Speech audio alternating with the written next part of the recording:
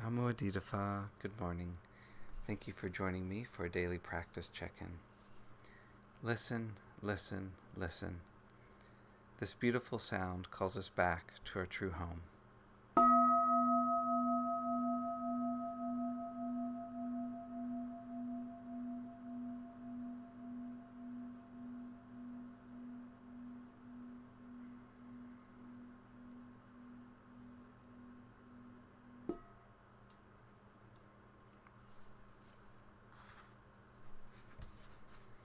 The fifth mindfulness training.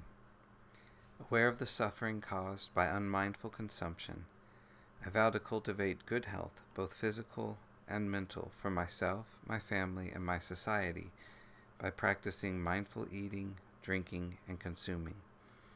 I will ingest only items that preserve peace, well-being, and joy in my body, in my consciousness, and in the collective body and consciousness of my family and society.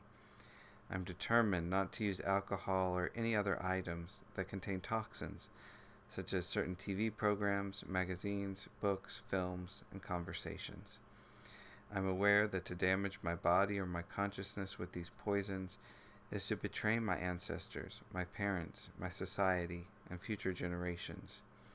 I will work to transform violence, fear, anger, and confusion in myself and in society by practicing a diet for myself and for society. I understand that a proper diet is crucial for self-transformation and the transformation of society.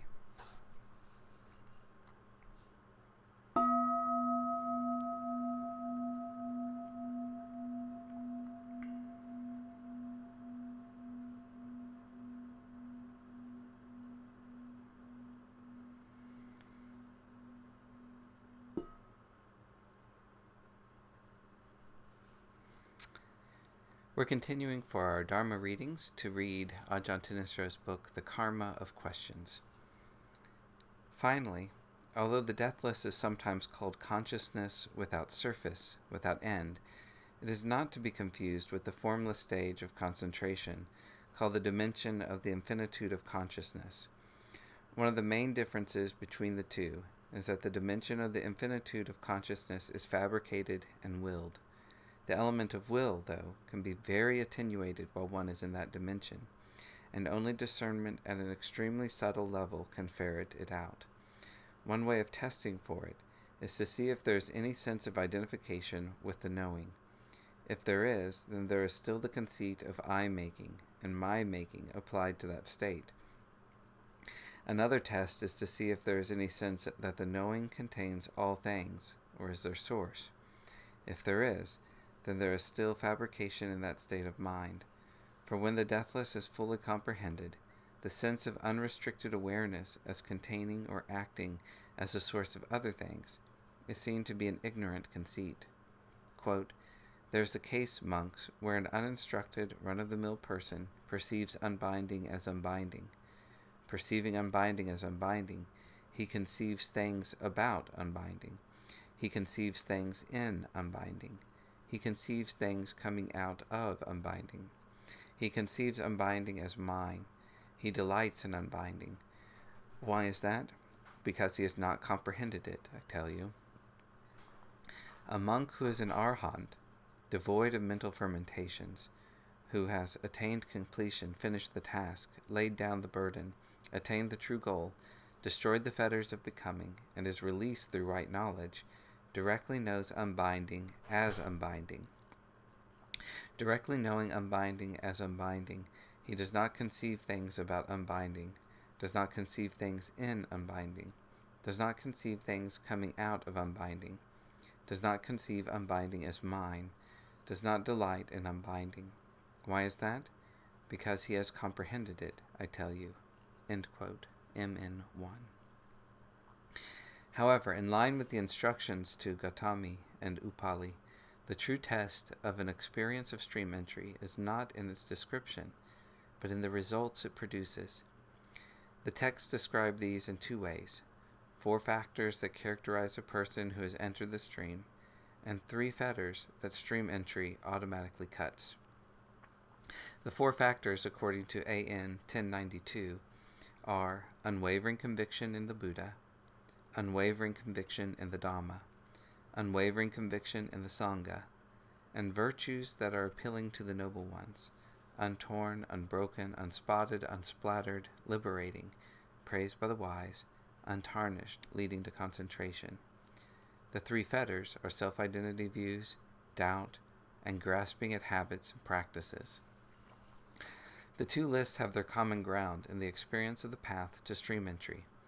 As the path, the Noble Eightfold Path, yields to the fruit of stream entry, you see that although ordinary action can lead to pleasant, unpleasant, or mixed results on the level of fabricated experience, the Noble Eightfold Path is a form of action that produces none of these results, but instead leads to the end of action. This experience cuts through any doubt about the truth of the Buddha's awakening, thus ensuring that your conviction in the Buddha, Dhamma, and Sangha will not waver. Having seen the results that ordinary actions do have on the fabricated level, however, you wouldn't dare transgress the 5 precepts that embody the virtues appealing to the noble ones. Still, because the deathless is the end of action, you don't grasp at habits and practices as the goal in and of themselves. And because you have seen the aggregates of form, feeling, perception, fabrication, and consciousness fade away in the experience of the deathless, you would never construct an identity view around them.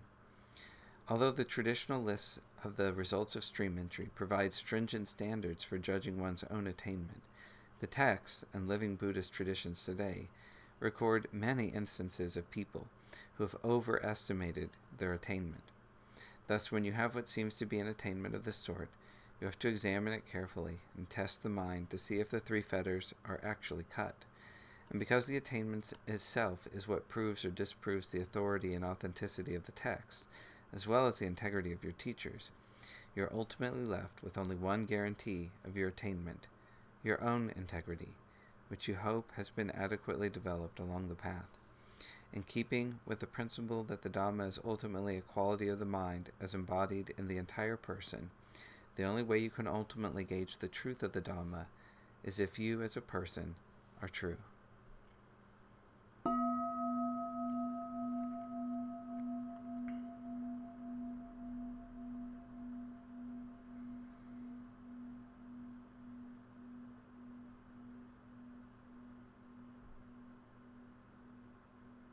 May all beings be well. May all beings be happy. May all beings be peaceful. Sadhu, sadhu, sadhu. Thank you for joining me this morning.